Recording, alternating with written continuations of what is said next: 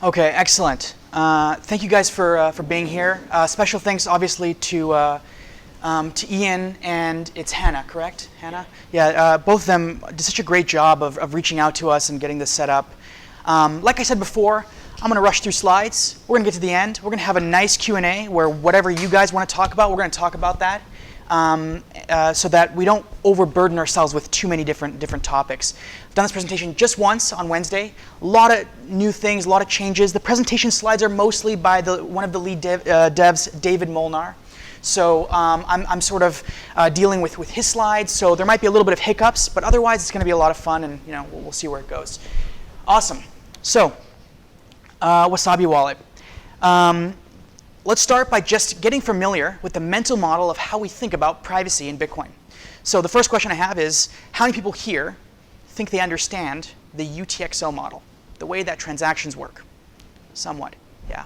The only thing you have to understand for this presentation, and I'm hoping all our audience will understand this, is that there are two ways to do accounting in finance. The first way is account-based, which you're all very familiar with. Another way is by a UTXO model, or a coins-based model, right? In an account-based system, it's very simple. It's like a bank. You have one account. You send money. You always send exactly the amount of money you want, and the recipient gets exactly that amount of money. And when you receive money, it's the same idea. It's very simple, very intuitive. The UTXO model is a little bit less intuitive, but the funny thing is you're all familiar with it if you think about the way that you think about cash, because cash is also a coins-based model. And just a little sort of explanation here, this is also how we differentiate between the way Bitcoin works and the way Ethereum works. And unfortunately, the way Ethereum works actually loses out to a lot of privacy because the account-based model is much less private.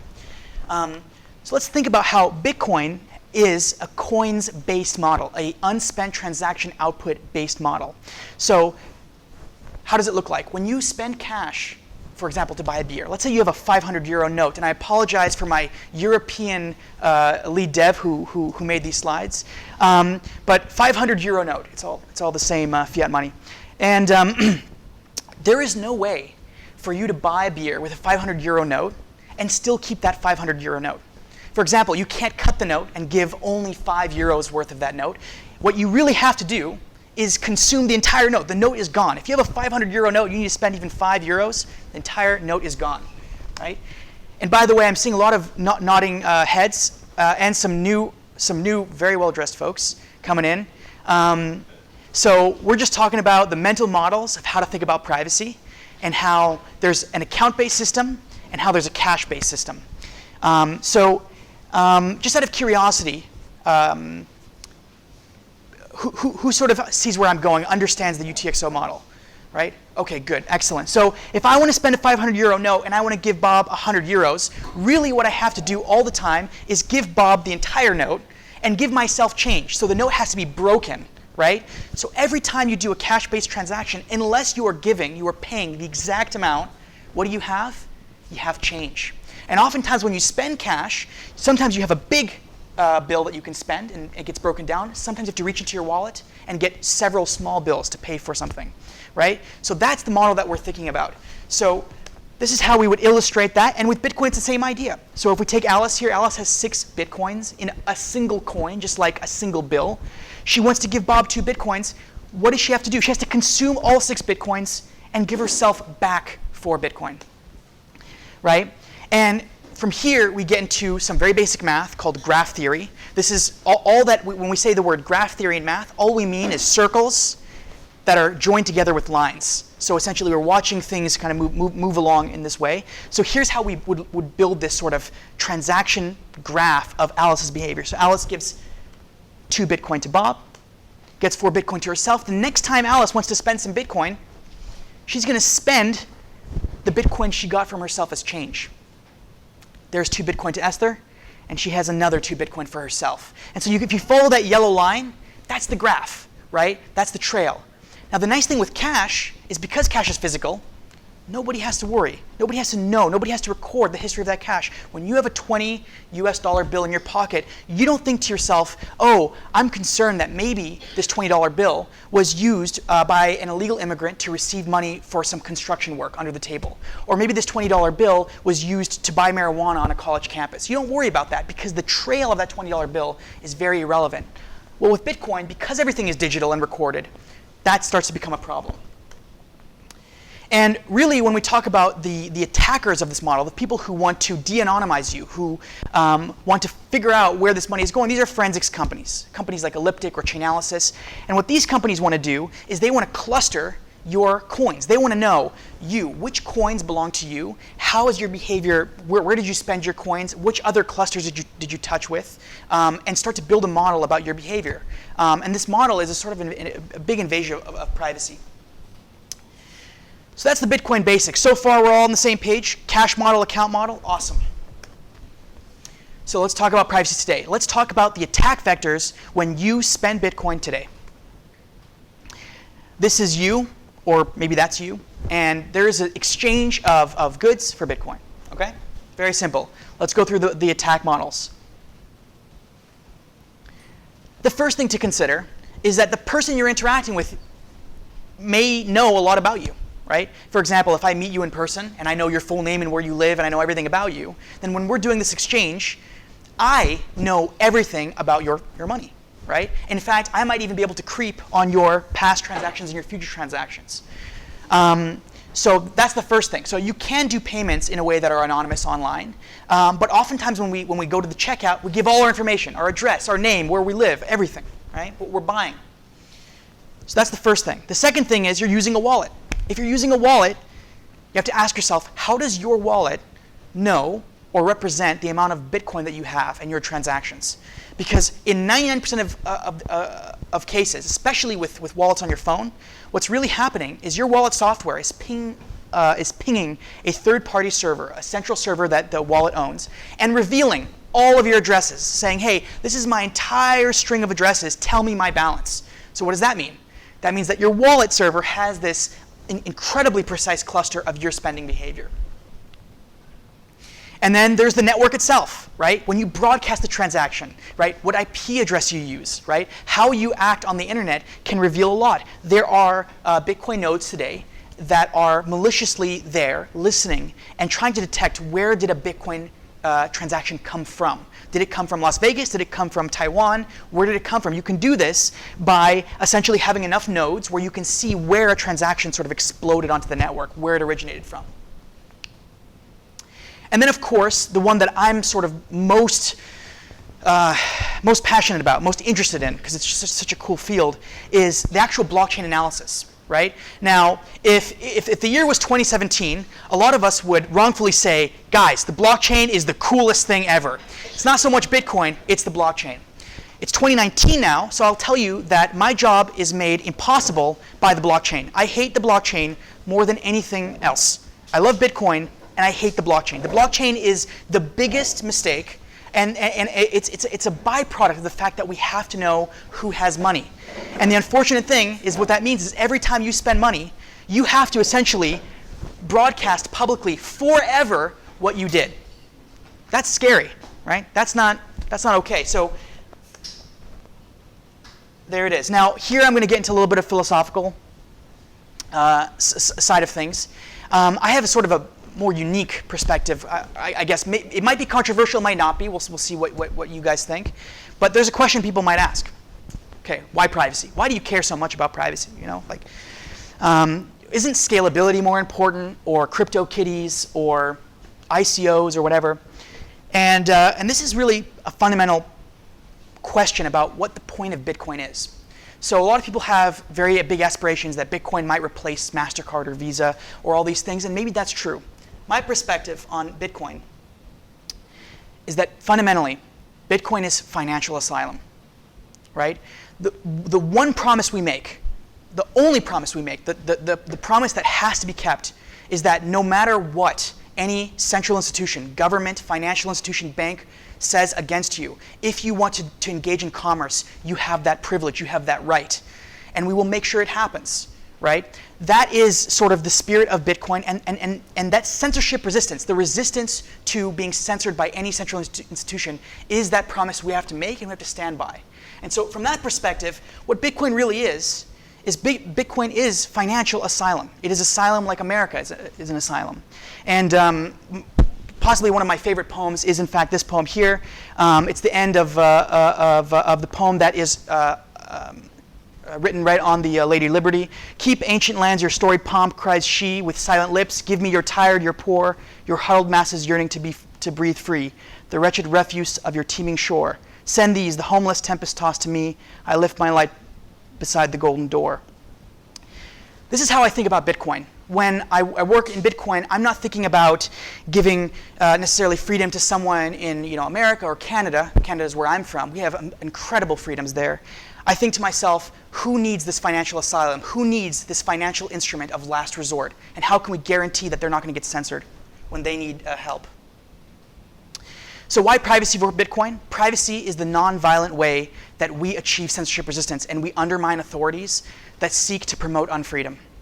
Privacy is the way that we say we're going to help those that need help without engaging in violence and by sort of giving, letting them use the tools of mathematics and software. I think this is a really wonderful painting. I didn't draw it. This is a Banksy. I'm sure everyone's familiar. And there's a bigger claim, which is that for Bitcoin to survive, we need privacy. Because if we don't have privacy, we risk some other property called fungibility. Fungibility is the property where any one Bitcoin that you have is as good as any other Bitcoin. When I talked about that $20 bill, if I gave you a $20 US bill, it's as good as any other bill, with one exception. If it's counterfeit, then it's not. But it doesn't matter that that bill might have seen a lot of nefarious things. Those things don't matter. That $20 bill can be used as and always has that $20 value.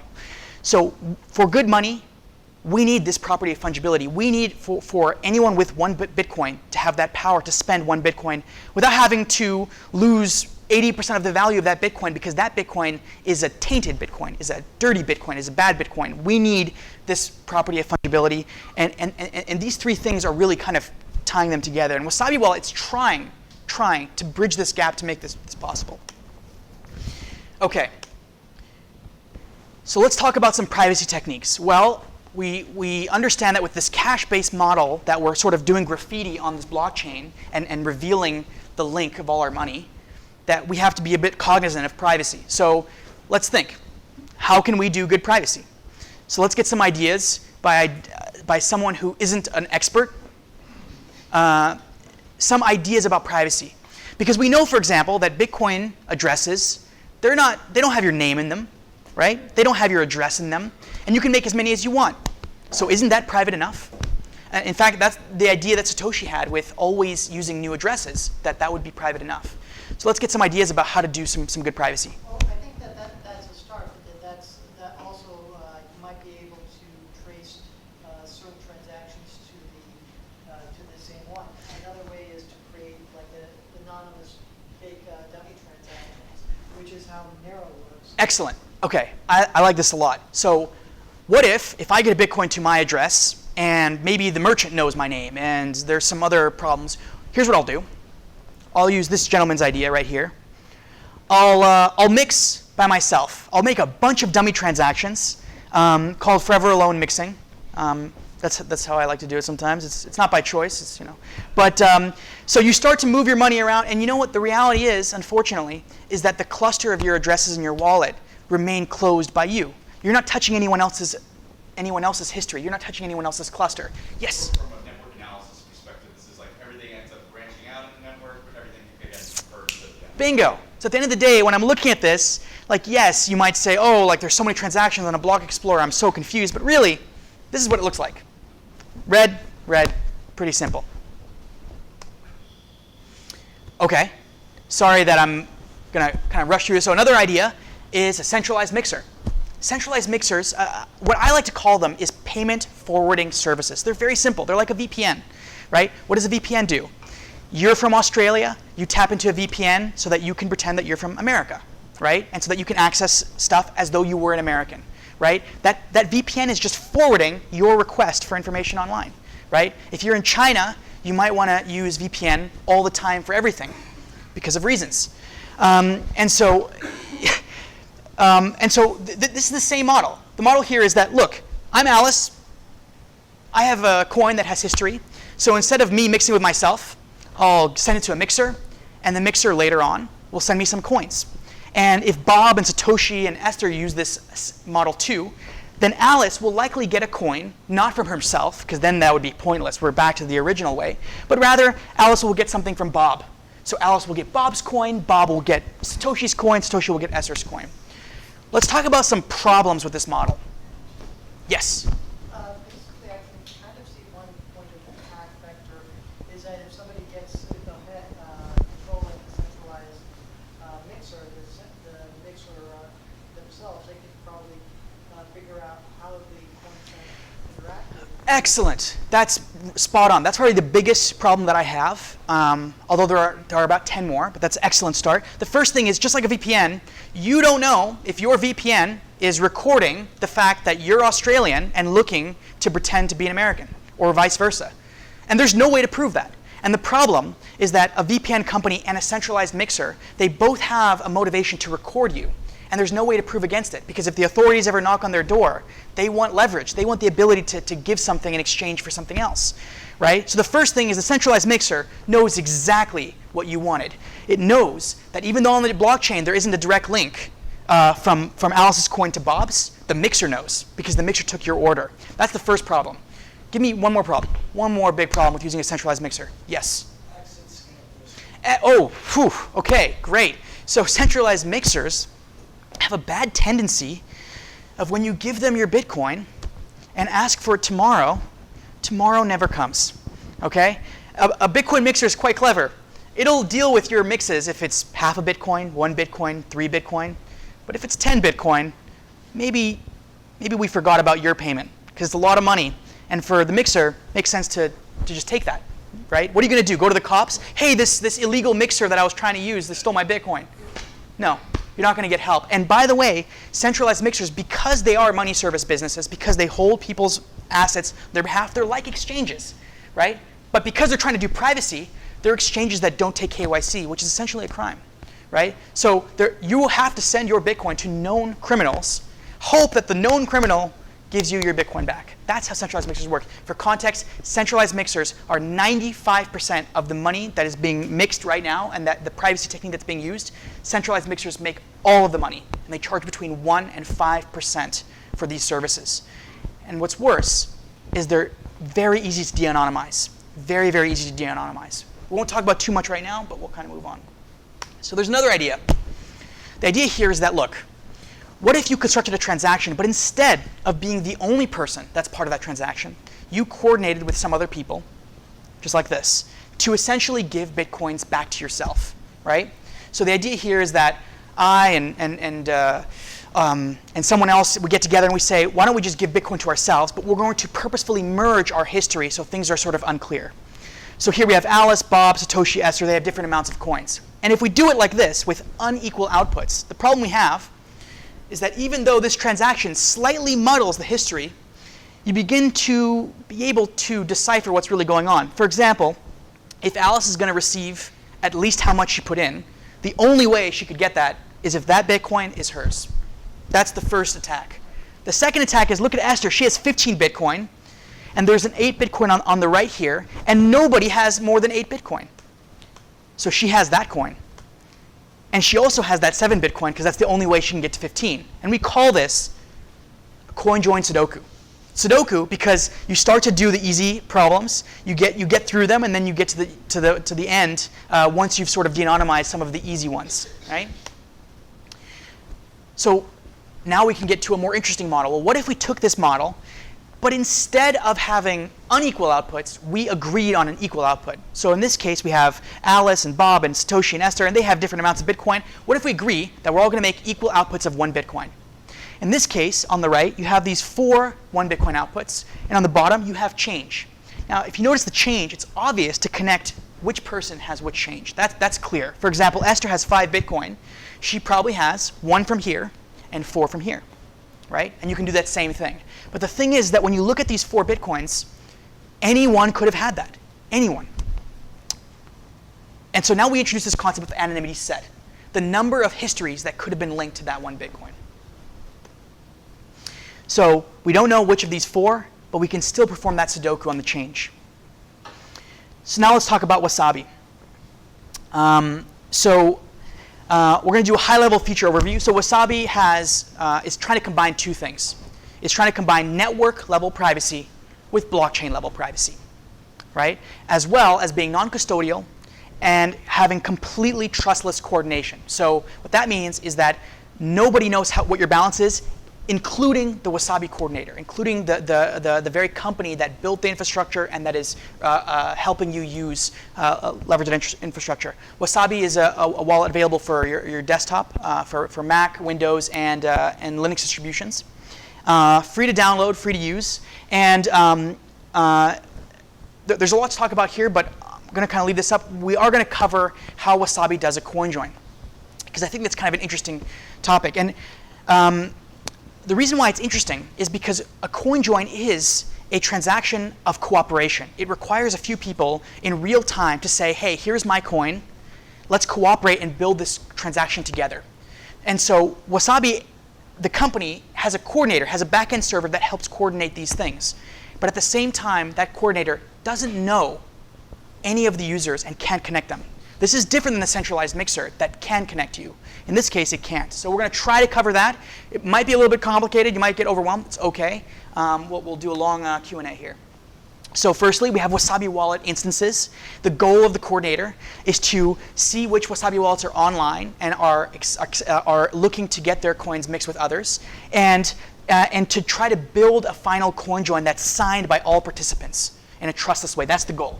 Yes? Can Wasabi be the only coordinator, or is this open source software that anyone can be coordinator? It's open source software that anyone can be coordinator. We're gonna in the Q&A we're gonna get deeper into some interesting questions about that. But I like where you're going. That's an excellent question. Yes. I was just wondering, can you actually have the Wasabi wallet or a coordinator on like a type of service system? So if you're kind of doing something like you're in a marketplace where you're selling stuff or selling services, that you actually have that privacy on your side of the service? Oh, what a great question. I have to keep the questions a little bit low to the Q&A, because then we're gonna have like an hour of questions, like honestly.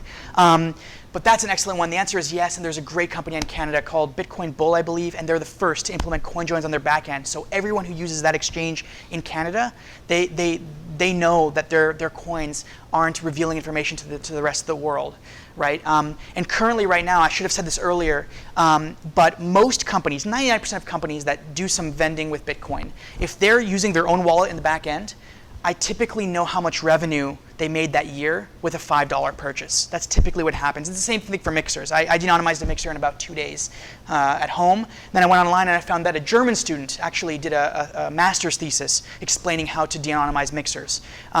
So that's a problem. OK, so here's the goal. Let's see how it begins. Firstly, Alice has a Wasabi wallet. She is going to go online, and she has a coin of some amount, and she wants to mix. She's going to ping the coordinator and say, hey, I have this coin, and I have an output for change, and I have an output that I'm going to use for the clean coin. Now, you might think, well, is it OK for Alice just to give the clean address to the coordinator? Is that OK? Let's think about that. If we go back to the previous slide where we had the green addresses and the red ones, right? The green ones were the ones that were anonymous. The red ones were not. So now the coordinator is trying to construct this transaction. There's Alice and Bob and Charlie. Alice is trying to ping the coordinator and register that coin. Can she tell the coordinator, hey, this is the clean address I want? Because she needs to give a dirty address and a clean address, right? An address for a mixed output and an address for an unmixed output. Presuming if she gives the coordinator the address, that means that the coordinator knows of the address, which if the coordinator is malicious, means that... Excellent, excellent. And there's one thing that I'll say. I'll say a few things about Adam. Nopara 73.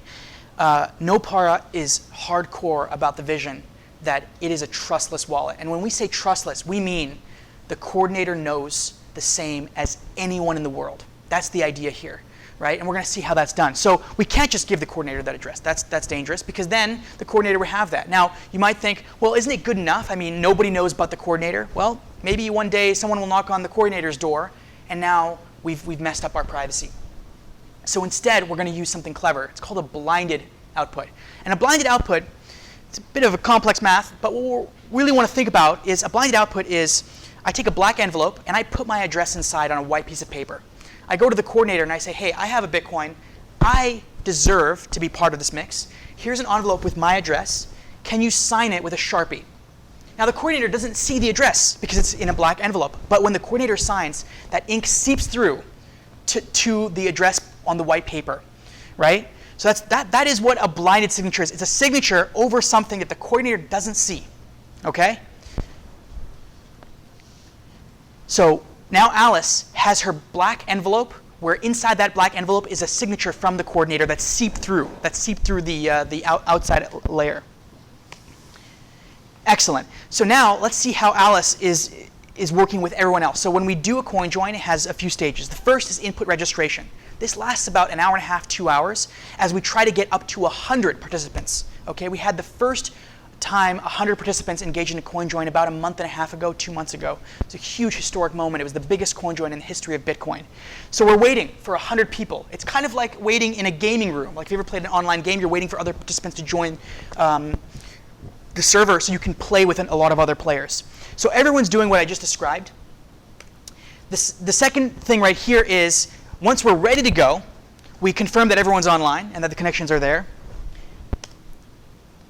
And at this point, the coordinator knows all of the input coins and all of the red coins, because the red coins can't be anonymous, right? They can't be because we can do Sudoku on them, right? That coin is Sudoku. So is it worth it to protect those coins? Not really, right? Because even if we did protect those coins, the reality is that they could still be de-anonymized, right? Output registration. At this point, at the same time, over Tor, and by the way, Tor is by default in everything in Wasabi. Over Tor, all users send to the coordinator, anonymously over a Tor bridge, they're going to send that piece of paper with the black ink on the address.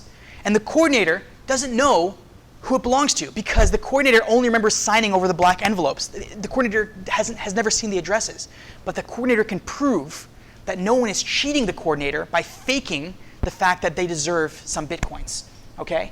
And that's probably the hardest thing to sort of grasp when you're thinking about it, but that's what makes this trustless. And we call this a Chalmian blind coin join after David Chalm. Chalmian blind coin join. But really we use Schnorr signatures now, so it's a Schnorrian blind coin join. And the last step is that the coordinator has built the entire transaction, gives it to every peer, and every peer has the responsibility to sign off on their own coin, to sign the entire transaction. And the peers have to ask themselves a question. Are they being cheated? Because imagine if the coordinator said, you know what? I'm going to put my output 2 or 3 or 4 times. I'm going to start stealing coins, right? Every single person has the right to not sign. And if a single signature doesn't appear, the entire coin join has to restart. So every person, when they sign, they're checking that, yes, I see my address in the green, and I see my change, and I'm doing the math, and I'm not being screwed over here. And that's how we have this trustless system. Once all the signatures are collected, a single transaction is broadcasted and the coin join is complete. Okay, and of course the entire setup is done over Tor. So every time you're using Wasabi Wallet, by default there's Tor being used, and we have distinct bridges for different periods, right? If you use the same Tor bridge twice, even though we don't know your IP address, we still know that those two things are connected. So by having new Tor bridges, we actually don't know who that is. We can't even link those things together. Yes? At one point you said up to 100 Participants, yes. What's the minimum amount? I'm assuming that has something to do with... Oh, that's a great question, actually. The minimum amount is essentially however many participants we have after 2 hours, because we have this rule where it's either 100 participants or we've waited 2 hours and we just start with 22 or 48 or 55, however many there are. So it could be 5? It could be 5. And 5 would be very, very bad. That'd be a bad idea, right? Do you ever see this sort of briefing where people are not signing otherwise valid coin joins? Okay, so these are exactly the right questions to be asking, and we're just going to finish this and get there in a second. So, but that's a great question. Okay, the signing portion, all the signatures are collected. All the users make sure they're not being cheated, and that's client-side validation, right? And of course, everything here is open source. So a lot of people have reviewed it. Some people in this room have been actively reviewing the code and making sure that nothing is being cheated. You can compile from source. You are not being cheated here when you sign. And if everyone signs but you're still protected. So again, just a quick summary. No trust assumptions. None. And it's almost none. The reality is if you don't talk to anyone in the Bitcoin community and you don't know anything about programming and you don't know what GitHub is and you don't know how to compile from source, then you are trusting some things. But if you would like, you don't even have to learn all these things yourself. You can ask someone you trust or many people you trust to give you that feedback about the reality of the Wasabi wallet. Everything is out in the open. Or you could ask several people you don't trust and to look at whatever commonality that they.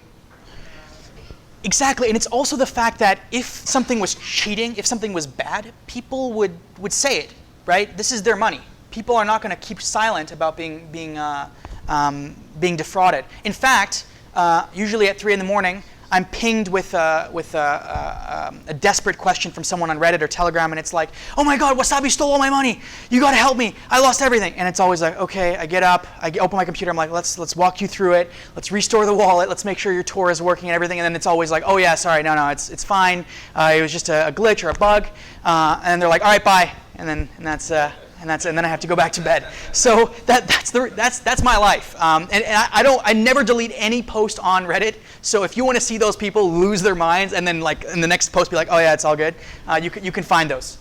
They're a lot of fun. So on the Telegram, would those still be posted here or? I don't know how Telegram works. I think it just keeps everything indefinitely. But on Reddit, it's much easier to find it because you can search by the query.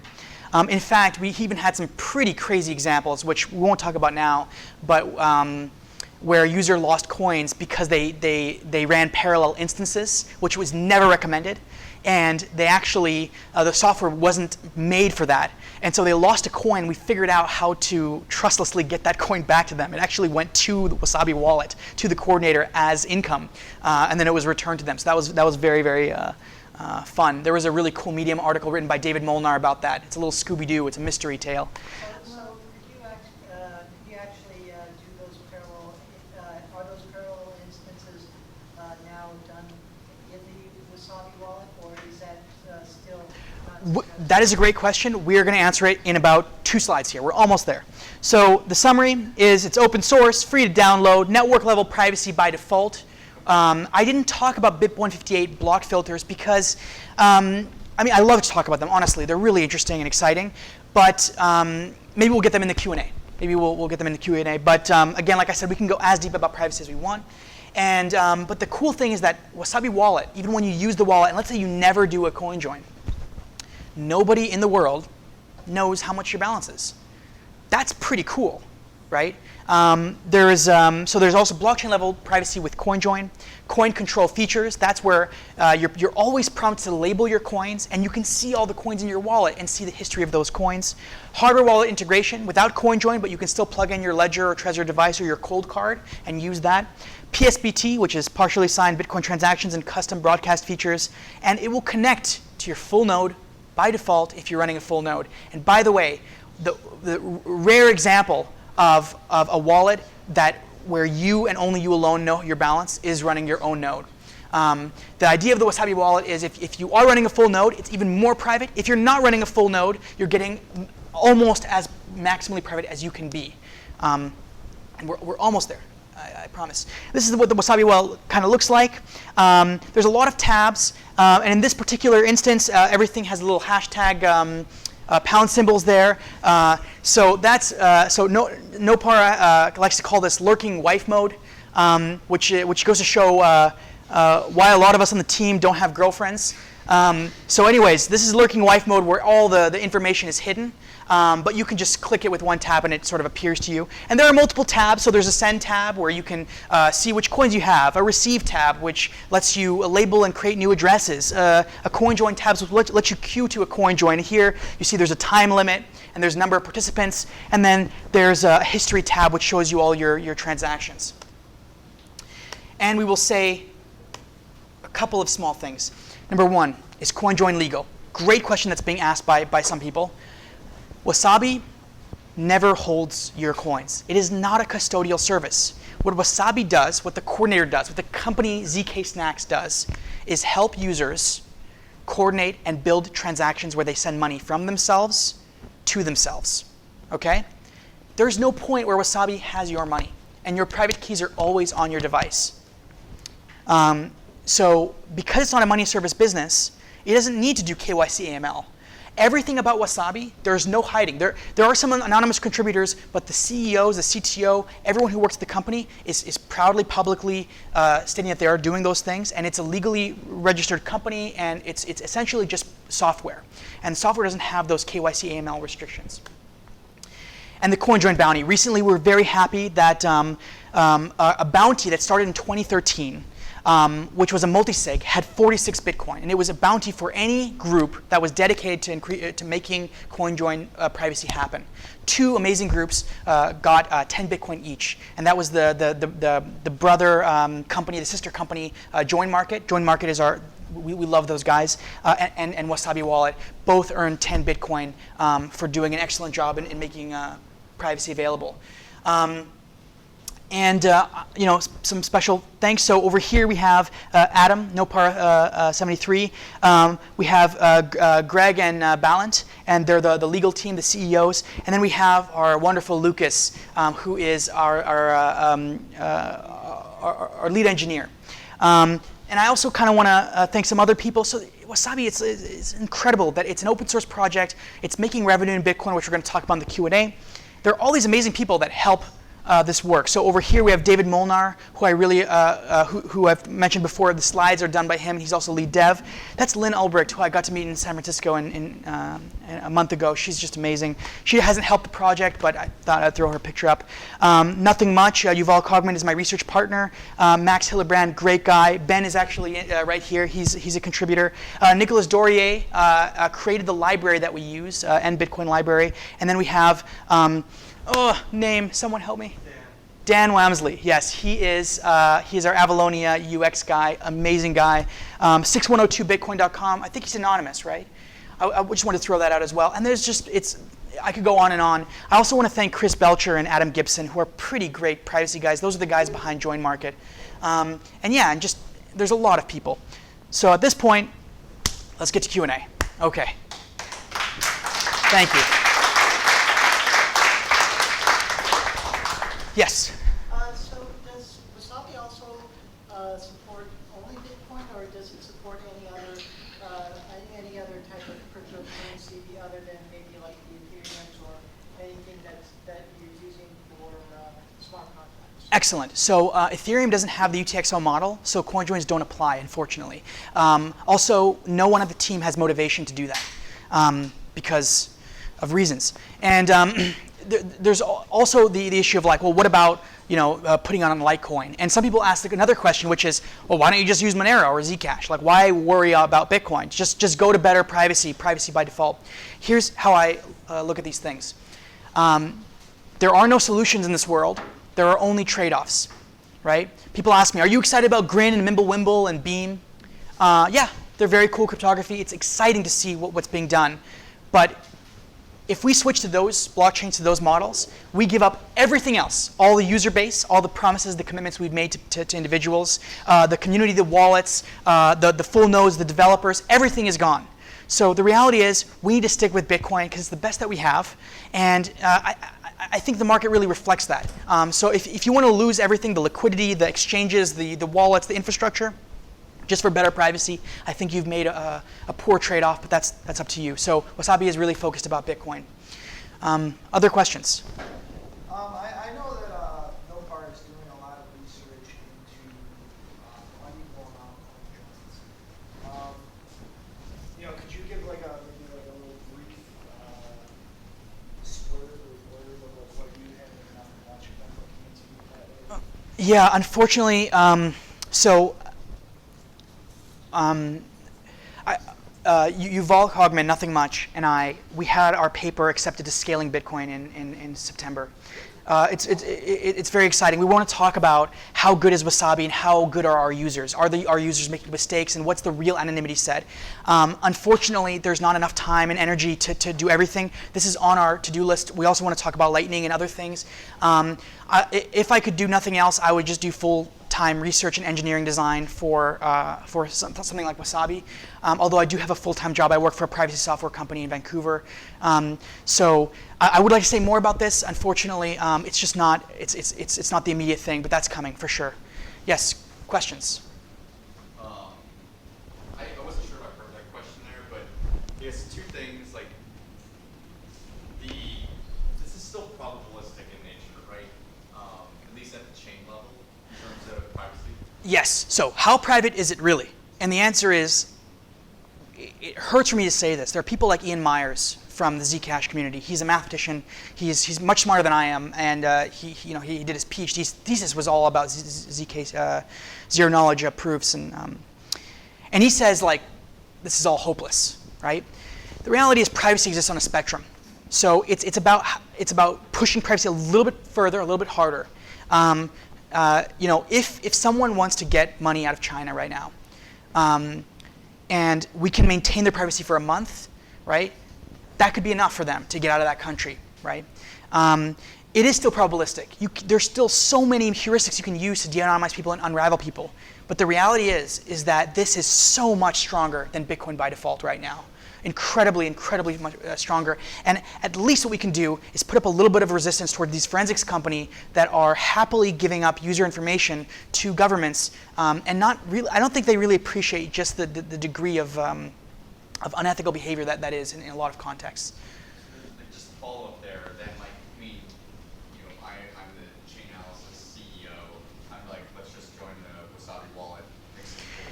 Excellent, great question. That's good. So let's talk about 1,001 ways to break Wasabi and how we work at that. So that's one way for sure. For example, when we say there's 100 participants, are they 100 participants or one guy who split his coins into 99 wallets and really is easily linkable to that cluster? And so the reality is what we see in that coin join is one person and another person. So the anonymity set really is two. And every coin is a 99% chance of being first guy and a 1% chance of being the second guy, right? So that's not very, very, very smart. We can't know for sure. We'll never know because we don't know anything about our users.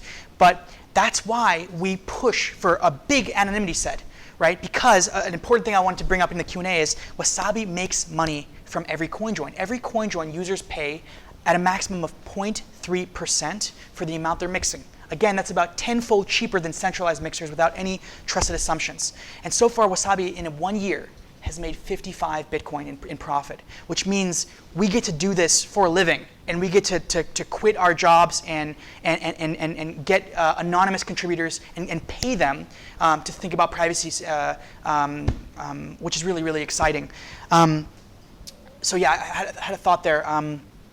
About a fee. So yes, so the fee acts as a way to say, look, Chainalysis, if you want to be a participant, you have to fund the project, right? Which is an excellent thing to be thinking about. And at the end of the day, I can tell you there are probably at least 3 participants in every coin join.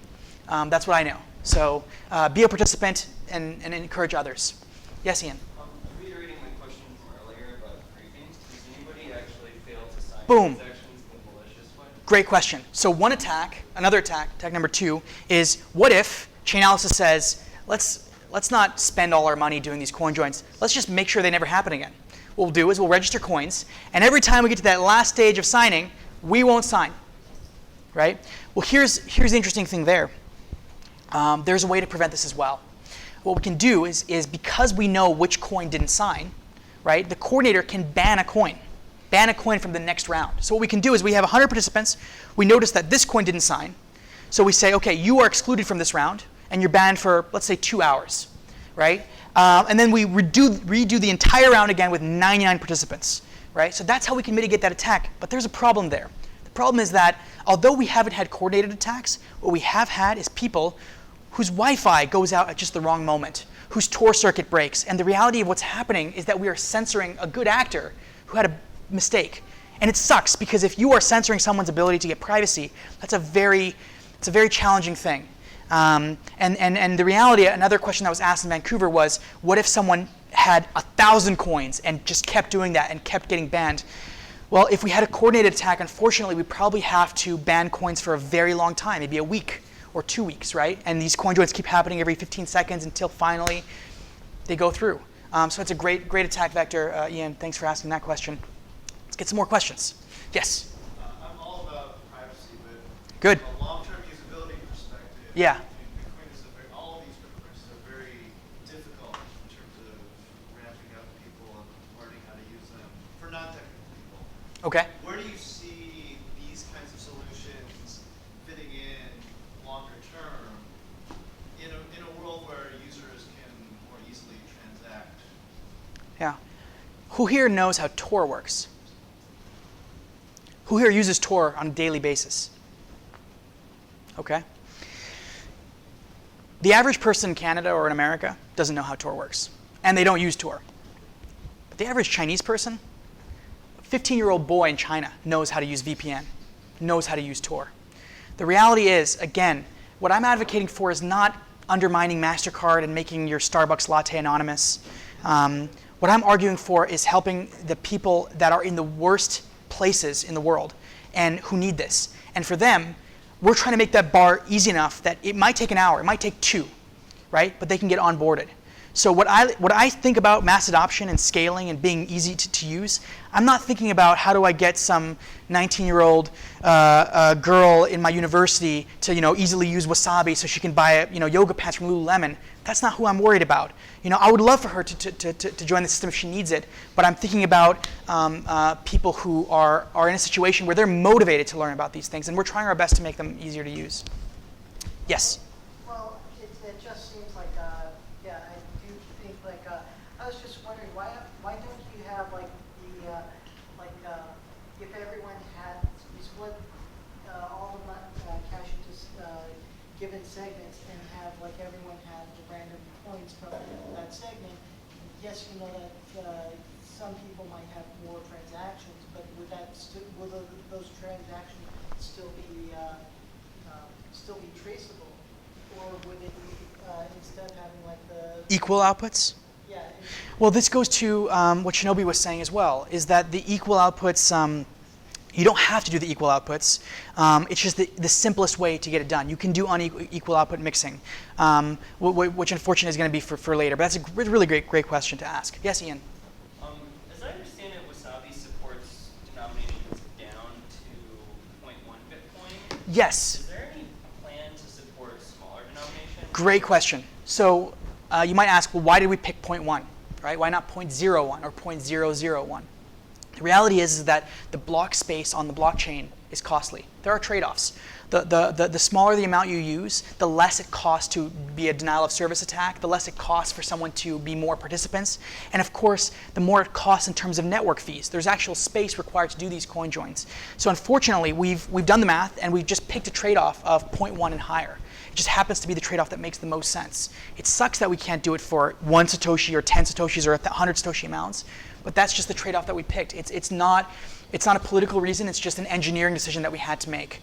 And Wasabi also does 0.1 as well as any multiple of 0.1, so 0.2, 0.4, 0.8, 1.6, etc. So if users have more than 0.1, they can actually, in the same coin join, get higher denominations. Yes? Is that likely to change over time? Say Bitcoin becomes a bigger thing, becomes more valuable. Is that number likely to change? Is that Unfortunately, it doesn't have to do with US dollar amounts. It has to do with Bitcoin blockchain amounts and block size and bytes per transactions and just how many Satoshis it costs. Those are the factors. Really, the US dollar amounts aren't part of the picture. Unfortunately, it would be better for us if 1 Bitcoin was $1. It would actually be better for us because then we could have more granular mixing. Sorry, do you mind if I just get the guy in the back and then I'll come back to you? Yes. What's your company headquartered in your marketing plan? Are you guys trying to go after exchanges or are you focused on consumer-based? So if you ask Adam what he's focusing on, Nopara 73, he's been working on this project for 5 years. He wants to make a Bitcoin wallet for the whole world. He wants to make a wallet that guarantees privacy for everyone. He wants complete and total privacy there. So he's a bit crazy in that way, I have to admit, in that you can't ask him what his dream is because his dream is insane. So everyone all the time, Lightning integration, Bitcoin Core integration, everything. He has no short-sightedness when it comes to what he wants. And so your question about where is it being marketed to? Right now, it's an open source project. Anyone can use it. The Bitcoin Bull guys said, we want to use it. We help them do some back-end stuff. But by we, I mean David Molnar and Lucas Ontivero. Yeah, so it's everyone. The goal is for exchanges to adopt it as well, because exchanges really hurt on-chain privacy a lot because everything is so easy to cluster. Where's the company headquartered? Gibraltar. Gibraltar is an interesting one. Apparently in Vancouver, someone made a point that Gibraltar is one of the few countries in Europe where there is known regulation about cryptocurrency, whereas the rest of Europe hasn't decided. So it's out of Gibraltar because we know it's legal for sure in that jurisdiction to run the server and do all of that. And the idea is we want to keep that server alive for as long as it is legal to do so. Yes, Ian? So you mentioned an exchange integration a moment ago, and I don't quite understand how that works. Would the idea be that the exchange will mix its internal wallet outputs to pay to blinded outputs that you provide? It's even simpler than that. So the problem with exchanges in terms of privacy is I deposit $10 of Bitcoin. Where does that go? The exchange is going to take that Bitcoin and take a bunch of other users that deposited, combine them, put some in cold storage, which reveals how much money they have, and start paying out other users. So if I put in $5, I can see all the other users depositing, all the other users withdrawing. So all that's happening here is when you deposit a coin on the Bitcoin Bull backend, they're saying they're going to take your $10, maybe a few other people, until they have just the right amount to mix. They're going to mix into clean denominations. And when someone withdraws money, they're only going to give those clean denominations. This breaks the link between people coming in and also between different users that are coming into the exchange. So I might be able to break 5 users of Bitcoin Bull, but not all of the users of Bitcoin Bull. But the end result is not that you've provided an output, a withdrawal output. No. Exactly. The end result is that I withdraw and I get a coin with no history. So I can't snoop on the company. Or I deposit, again, I can't snoop on what the company is doing. And I hope that exchanges say, listen, I hope that you as consumers go to exchanges and say, listen, you don't have Wasabi on the back end, you don't have some privacy tools. Why do you think it's okay for me for any one of your users to know about my personal information when I withdraw, when I deposit? Why is that okay? I'm not okay with that. Right? Are you happy as an exchange that other exchanges know how much money you're doing, how much money you make? Right? If the answer is yes, then I think you're not very smart. So we can push exchanges through a consumer approach to have a self-interest to do these privacy solutions. Yes? A couple of questions. I think the one question that I was having about the mixer, is that also done in C#, or is that open source, or is the mixer actually open source and in C#. Everything is in C#.net. And this brings me to a previous point, which was someone asked, can anyone be the coordinator, right? And the answer is yes, because it's open source. You could take the coordinator code, you could take the Wasabi wallet code, and you could have it so that the code, you can make a change where it points to your coordinator, right? A different IP address.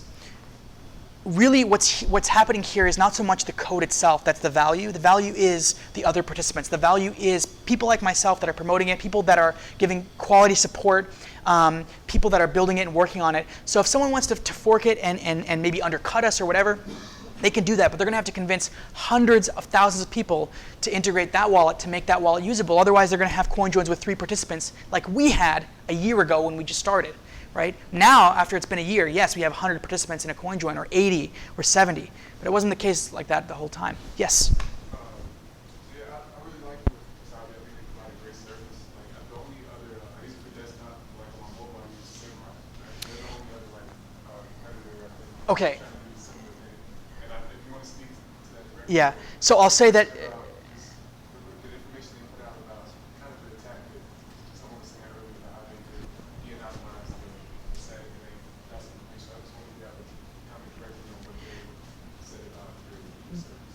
So the question here is, you have Samurai that's also doing a CoinJoin implementation as well as Join Market. The nice thing is that in the audience we have someone who actually did a really, I think, thoughtful and good response, which I'll defer to. So Shinobi has, he'll probably post somewhere a YouTube video where he addresses this directly. And I think it was quite accurate. Let me just say a couple things about Samurai. The first is, unfortunately, we don't have room to make enemies in the privacy space. If anyone is working on privacy in any capacity, they're our friends. And we have to, as much as possible, hope that they're in good faith and work together. Everything is open source. We're trying our best not to, so we're trying our best to be inviting. And, there's enough business, the company makes good money now. Adam was working on this for 5 years when it didn't make a dime. Adam isn't working on this because of the money. And competition that takes some of our money is not the problem. What we want is every transaction to be a CoinJoin. We want everyone to be using privacy. So it's cool to see that Samurai does actually a lot of good things, a lot of interesting things like pay joins and paynims and Stonewall is actually quite interesting. I didn't immediately understand why Stonewall was cool until later I realized it's actually not bad. Some things they fail at for sure. The big issue for us and them was that they don't have that trustless assumption that we have, right? So unfortunately, when you use the Samurai wallet, and I'm not saying this maliciously to attack them, but you are sending all your public addresses to the Samurai backend, and I think they're honest, genuine actors trying to promote privacy, and I don't think they're going to sell that information to a Chainalysis and a forensics company. But do we know? We don't. And unfortunately, I would love to say I have a magic ball where I know they're not doing it, but I cannot tell you whether or not they're doing it. So I hope that Samurai, that relationships can be better. I would say you should know that when you're using the wallet, the Samurai wallet, some people do know about your balance, and there's that part of it there. But it's a great question. Yeah, so what do you guys think about, do you guys take an active role in actual protocol development for Bitcoin? So for instance, you can make the argument that SegWit could have been bad for privacy just because it disincentivizes creating more outputs and makes more outputs more expensive to create on transactions compared to input data. So in terms of there's kind of an inherent trade-off here between scalability and privacy, which we talked about earlier. You want to make the UTXO set size smaller than Bitcoin, so it's easier to run full nodes. But then that also makes the UTXO set smaller, which means you don't have this big independent.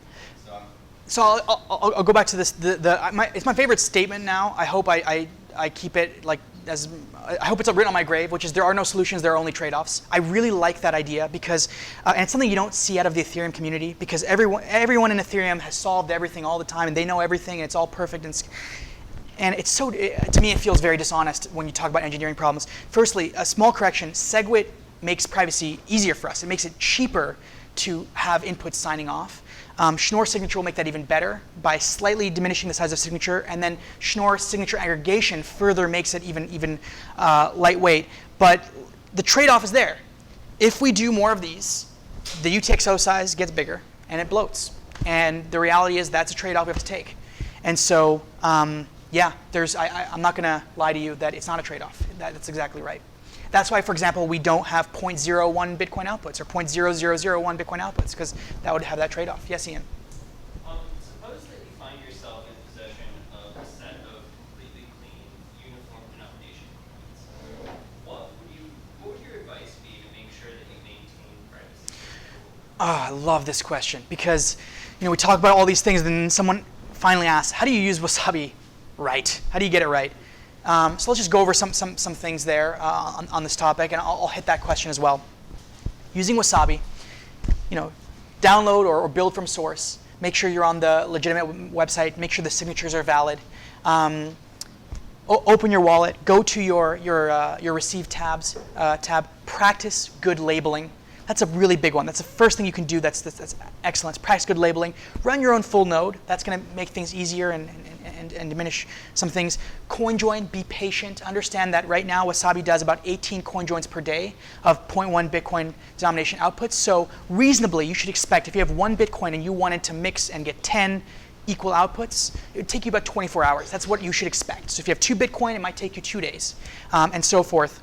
When you mix, change will have a big red shield, and mixed coins will have a green shield, right, depending on what the anonymity set is. Remixing, we're trying our best to make remixing free. I submitted a proposal along with some others to figure out how we can make remixing even cheaper and guarantee that it's free so that users can practice remixing, because my opinion is the best privacy is you mix when you get the coin and you mix right before you spend the coin. And if you spend it a week later, you only mix twice at that point. And then when you have all those clean coins, a lot of people like to send it to their Ledger device. Firstly, use your Ledger with Wasabi. If you use it with Ledger Live, you're revealing to that company about your wallet. That's a problem. Next thing is, if you can use a passphrase, do that. That'll make a brand new address. You can do that in the Ledger through Wasabi without touching any Ledger software or the Ledger backend.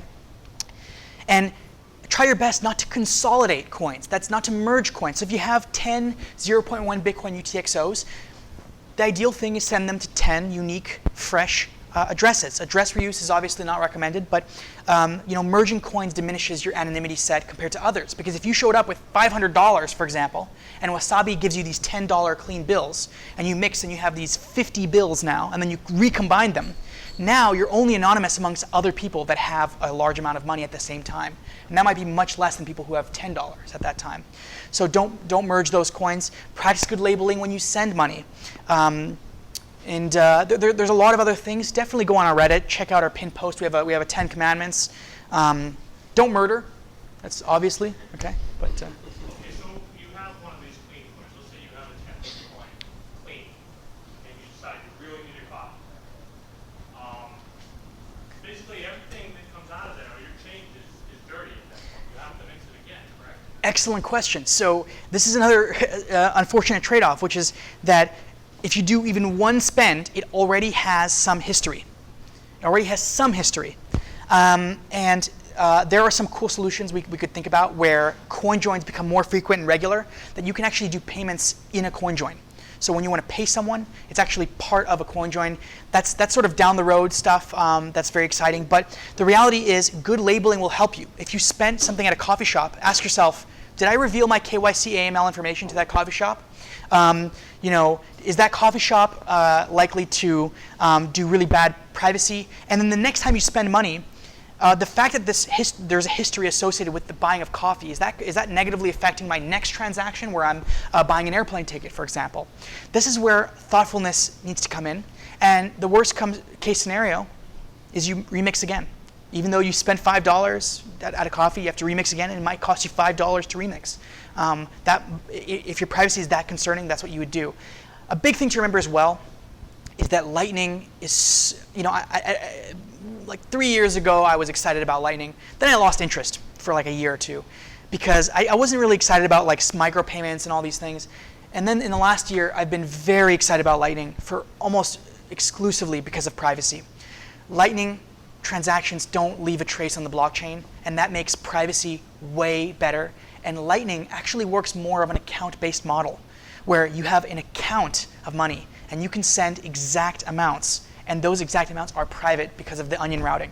So Lightning is a really Clean coin that goes on the Lightning is a clean coin that comes off on Lightning? Ooh, that's a great question.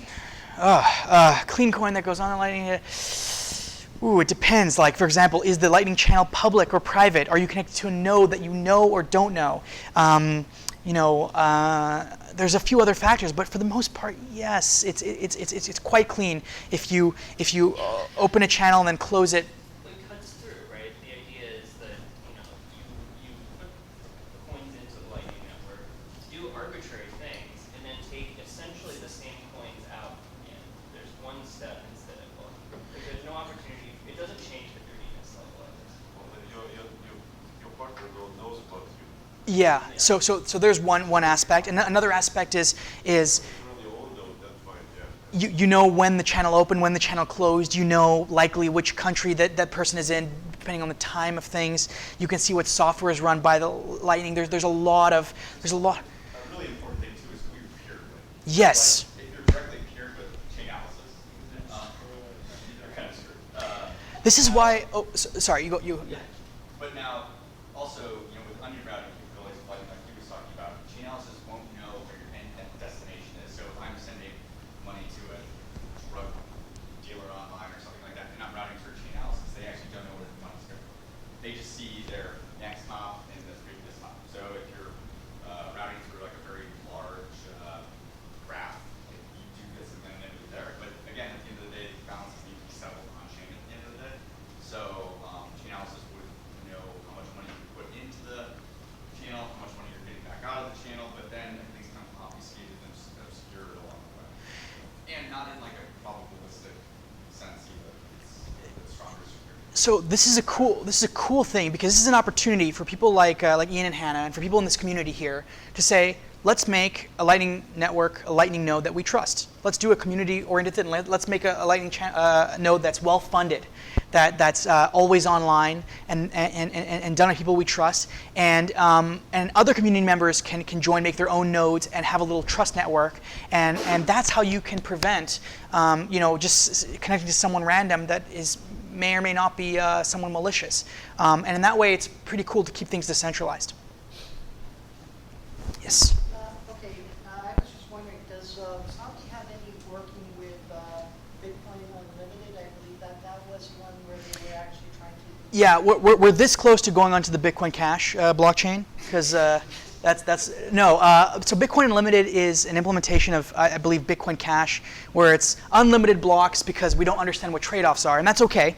No, I think that the Bitcoin Unlimited was actually the one that is supposed to be multi-threaded and kind of, I believe it's supposed to be something that you can do, was designed for parallelism.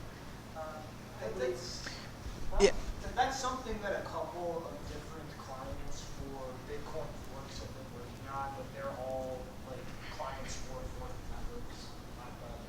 Okay, I just was kind of curious, only because I just heard that there was some multi-threading, and that was the only implementation of Bitcoin that actually was supporting multi-threading models. So this is sort of a tangential point, Vishal, but it's nice that you bring it up.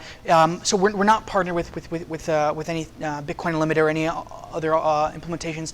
It would be nice though if Bitcoin Core had an even easier way, so that like when you downloaded Bitcoin Core, Wasabi Wallet was like already there.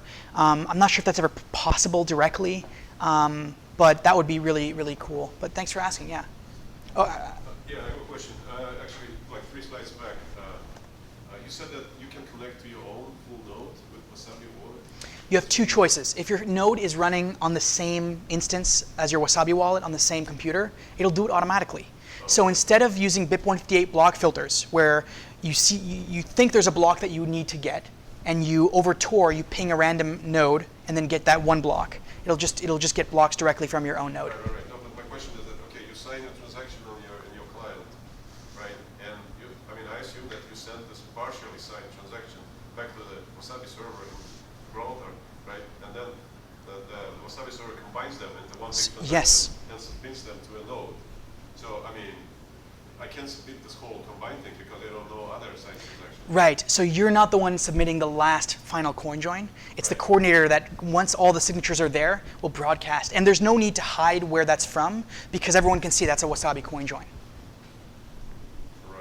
So what is the advantage? Like you said, running a node on the same computer. What is the advantage?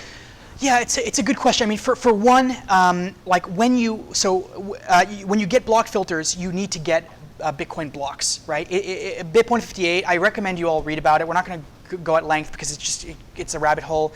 Wasabi is an SPV client. Yes, right. Wasabi is an SPV.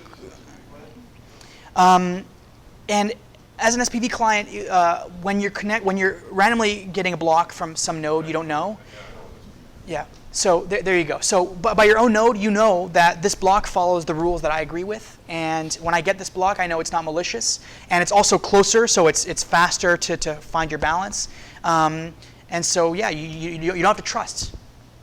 Like, it's interesting because even if you run the full node, you don't know the balances of the addresses. It's like you have to get them from somewhere, right? How does Wasabi knows that I have certain balance on my address? All right, we're going to talk about BIP158 block filters. Okay. You made me do it, but it's good. It's excellent. So here's how BIP158 block filters work. We're going to go quickly over the 3 models of how you would know how much money you have. The first model is the simplest. Just tell the central server all of your addresses. Okay? Not very smart, unfortunately. The second model is you do the same thing, but you are the server that's relaying the information.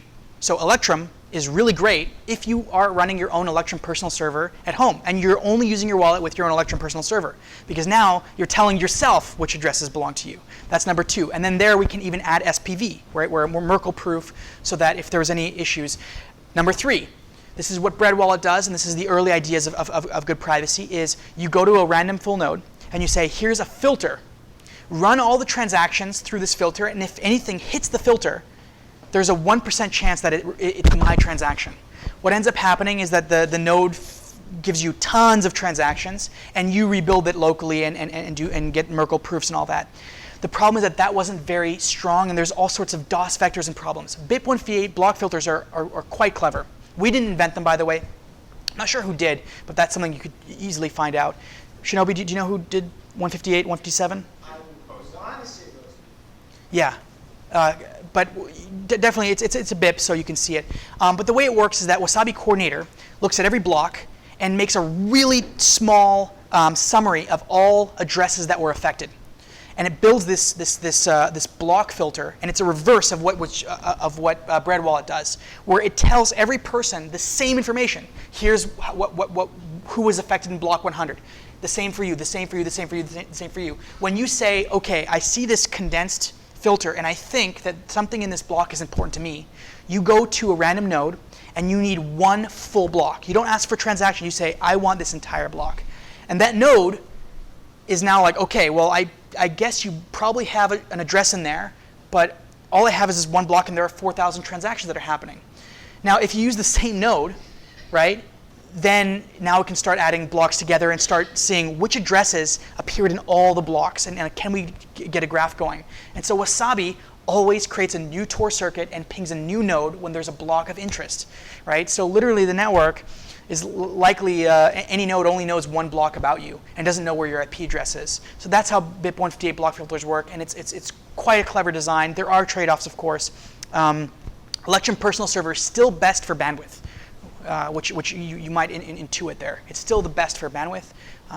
Yeah.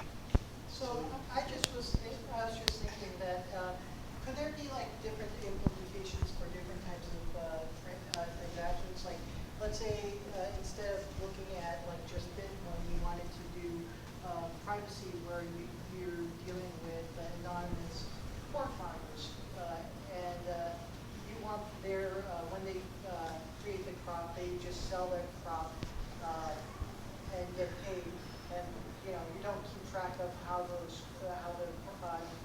the corn is actually being or how the farmer's actually doing other than them getting paid or something else. I'm not sure exactly the nature of the question, but I will say it is starting to sound a little bit Ethereum futuristic, which is like, how do we think about corn farmers and putting smart contracts that know when the corn is 6 feet or higher. And to me, it's like,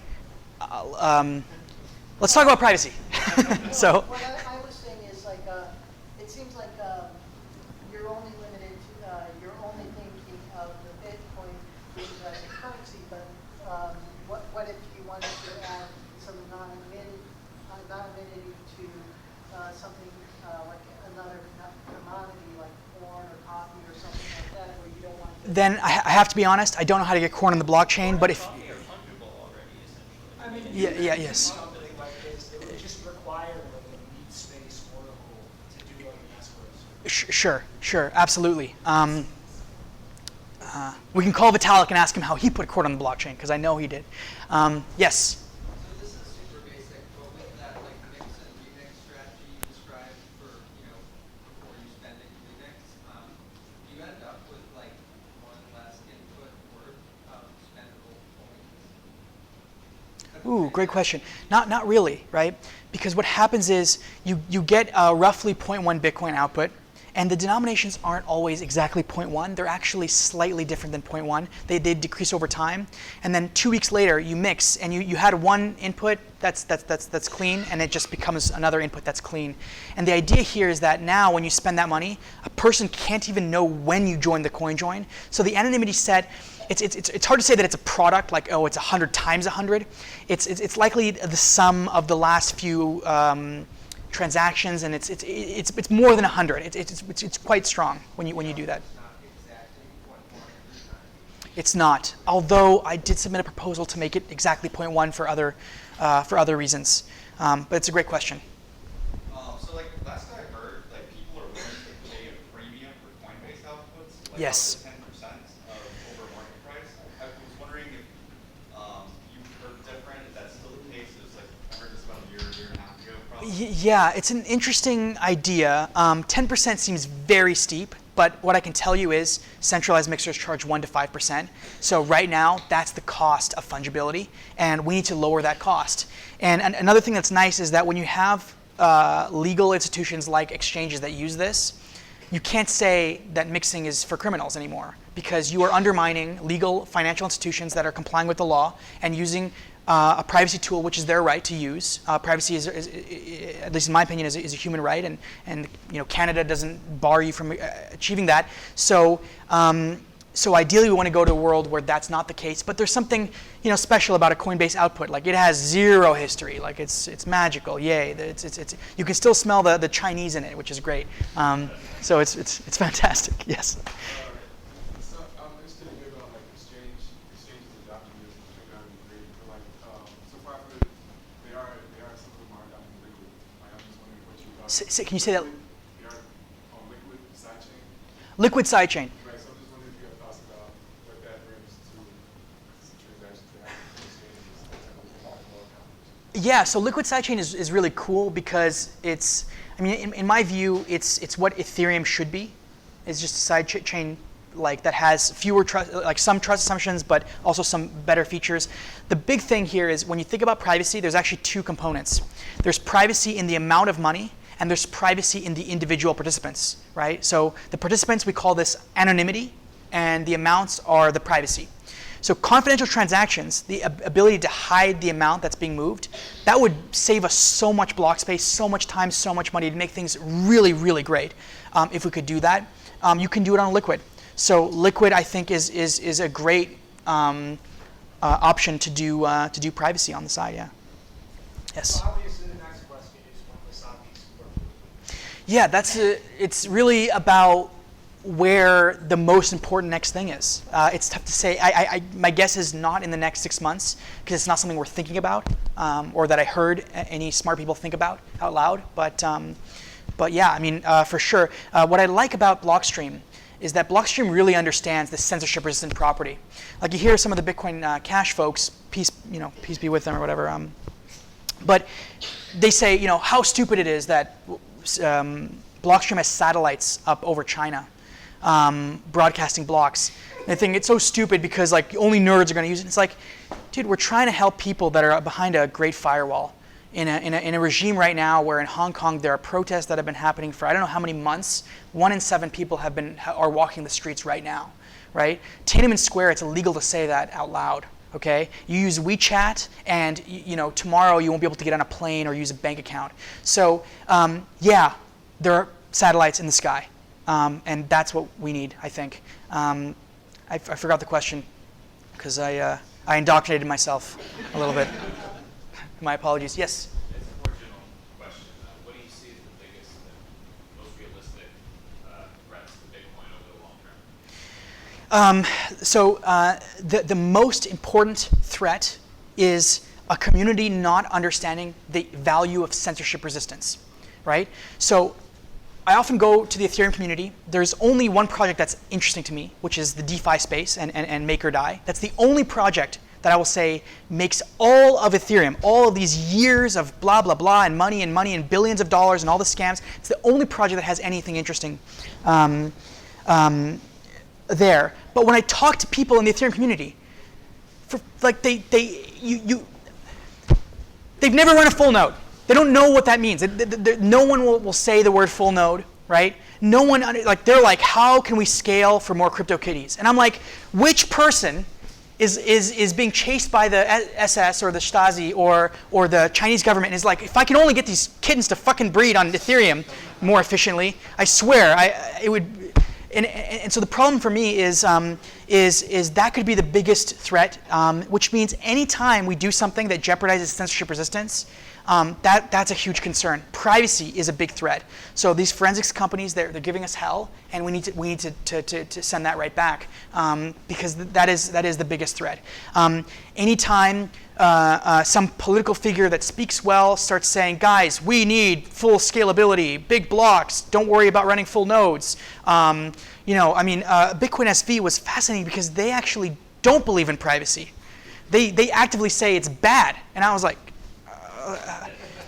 sometimes I get dizzy. I have to go see a doctor because I have vertigo, like listening to these ideas. So on the topic of forensics, do you have any suggestions for tools, open source preferably, that people can use to introspect their own wallet clusters?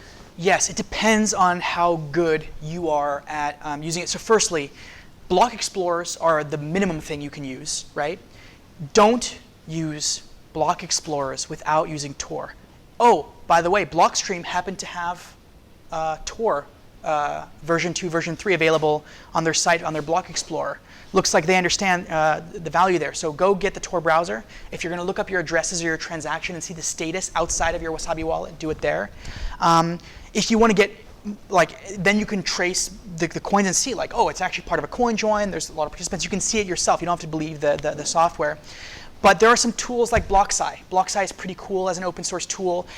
There's someone I really like. His name is Arvind, and his last name is like with an N. It's very long. He's from Princeton. He's such a wonderful guy. He has a great course on Bitcoin. He's so smart. He's actually part of BlockSci, and that guy is like, he's a serial educator, and he just creates, and he's like, What did you say? BlockSci. Block and then SCI.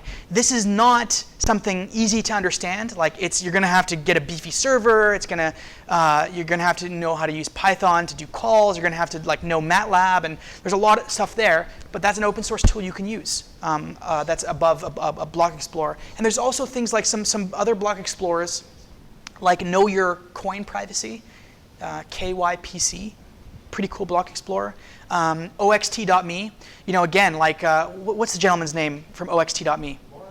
Lawrence. I like that guy. That guy's great. That guy's wonderful. Say what? Yeah, no, I know. And I'm not gonna say only bad things about a project. So that's nice that they do that. Yes. Yeah, I have a question about the fees. So you said obviously the Wasabi fees are 0.3%. Yes. But obviously sometimes it's a little more, sometimes it's a little, like they say, sometimes you get a rebate, sometimes you get a little, you have to pay a little more. Can you just, how does the whole thing work? For example, suppose you get not 0.1, but 0.15. This is 0.11 or 0.05. So here's where we have a proposal to make this simpler. Sorry, on the Reddit there are some obviously articles about some people charge way more than 0.3%. Yeah. So the actual limit on the wallet right now is 1%, and you might think, why does that happen? Like, why can someone get charged 1%? Isn't this a violation of the idea? Well, here's the problem. The amounts aren't always 0.1. Which means your coin might be able to pay 0.3%, but the change owed to you is 2 cents, which would cost you more to spend, and it would hurt your privacy in getting change. So we have to say, is it worth to give this user $1 and then pollute the chain and then hurt their privacy? What's the threshold number? Okay, I said 0.3. The reality is that it's a great question is. Adam recently did a test, and we do these tests all the time where we take a large amount of Bitcoin, we do 100 coin joins, like we mix it and then remix, and we say, overall, what's the result? And Adam recently did this, and he had anonymity set of 300. So it's not 100, it's 200, 300. All of his coins, the net result was he paid 0.35%. And when we say 0.3%, what we really mean, and this is something that I disagree with Adam, Adam charges per anonymity set. So it's actually 0.003% per anonymity set. I think this is too confusing. I think we just need to make it simpler, and I think the equal outputs and the guaranteed amounts will solve a lot of problems, which we can't get into today, but it will also make it so that you know for sure you pay 0.3% always. And that would be really nice. And so I actually really agree with you in the sentiment, because people say, like, I can't believe I just paid 0.8%, and it's like, it's not fair. It's kind of, there's something unsettling about that feeling. But overall, if there was as many as opposing cases when you actually get a rebate or something. Right, and remixing should be free. Like if it should be symmetric around 0.3, then distribution would be fine. Yeah. I mean, obviously, yeah. No, so actually right now the average, because we don't have 100 participants in most coin joins, the average is like 0.2, 0.25%. That's what you're expected to pay, especially if you have a coin with change.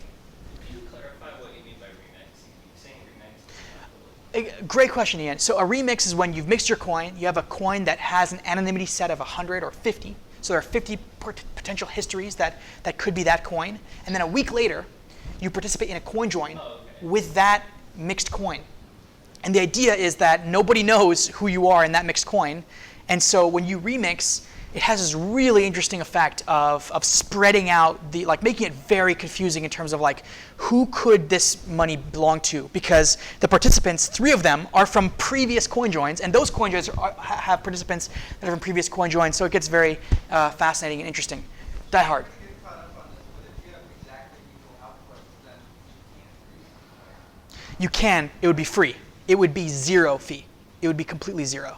And I think that's the right way. In fact, okay, I'm also crazy. Sorry, I should have said that. I keep saying Adam's crazy, but I have problems as well. I would like one day where people, if I want to pay you 0.1 Bitcoin, I would literally remix into your address.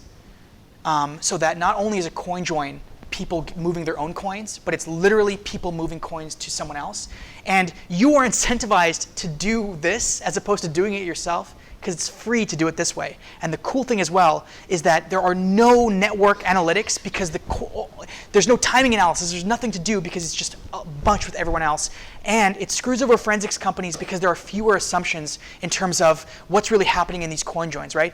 All forensics companies do is they look at wallets and they look at the behavior of users and they make assumptions. They say, typically all the inputs belong to the same person. That's called the input merging heuristic, or common input ownership heuristic. We break that with CoinJoin. We can break that further with things like that. It's a great question. There are reasons why the trade-offs are bad in that, for example, Sybil attack. What if people just remix forever for free? Well, this is where I propose that we remix and give priority to coin days destroyed. So the older your coin is, it goes in the front of the queue. There's some math that needs to be done in thinking about, is that a good trade-off, is that a bad trade-off? How many people can remix in a transaction? It gets confusing, but that's what I do. Yeah. I was just wondering, let's say that you wanted to create like your own mixer implementation, and you want to compare it to the Wasabi mixer.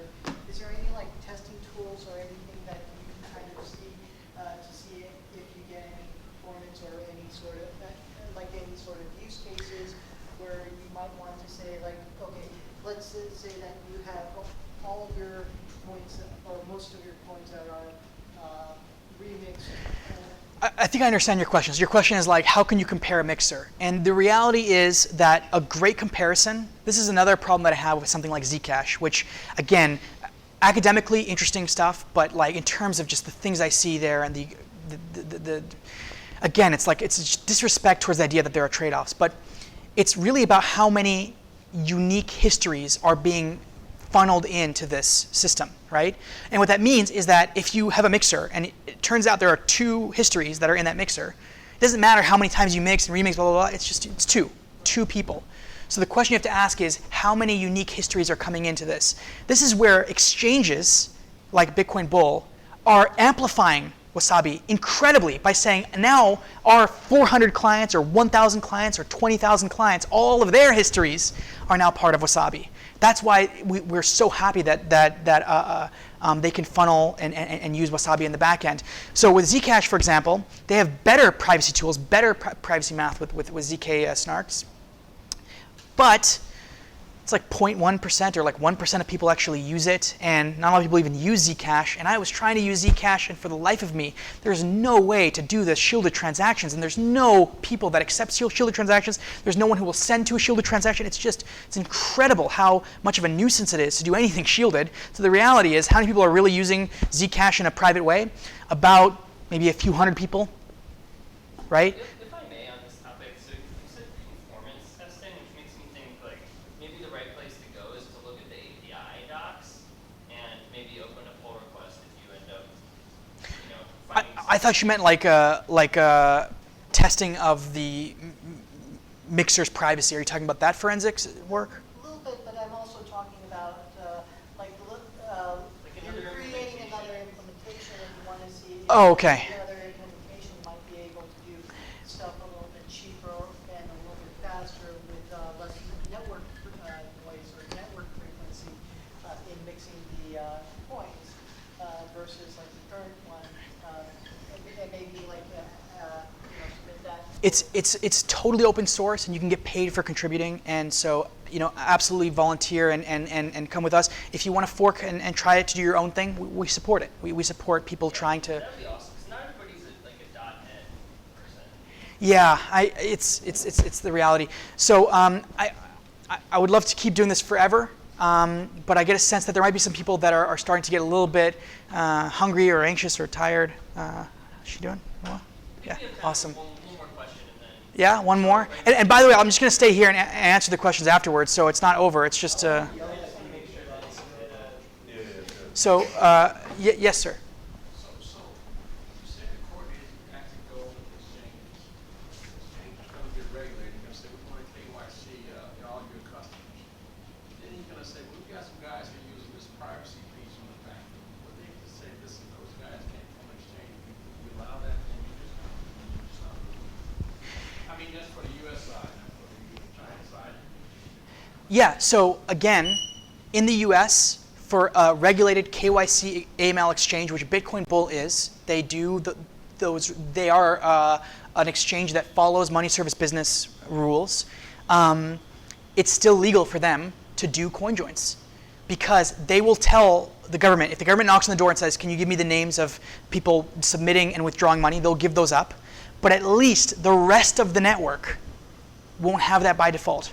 And specifically with Bitcoin Bull, I know Francis personally. He's also a bit crazy. He's a hardcore activist for self-sovereignty and privacy. So it's a trade-off, but it's a great point that you make. It's not that the exchange is not doing KYC AML. It's that the exchange is at least. It's like a bank. Like the nice thing with doing an e-transfer through a bank is that at least it's private between you, the recipient, and the bank, right? And it's not every bank. It's not everyone. So at least we can get to that level of privacy in that way. That's a really great question. It's a really great question. Okay, thank you all for being here. I appreciate it, and I'll answer questions.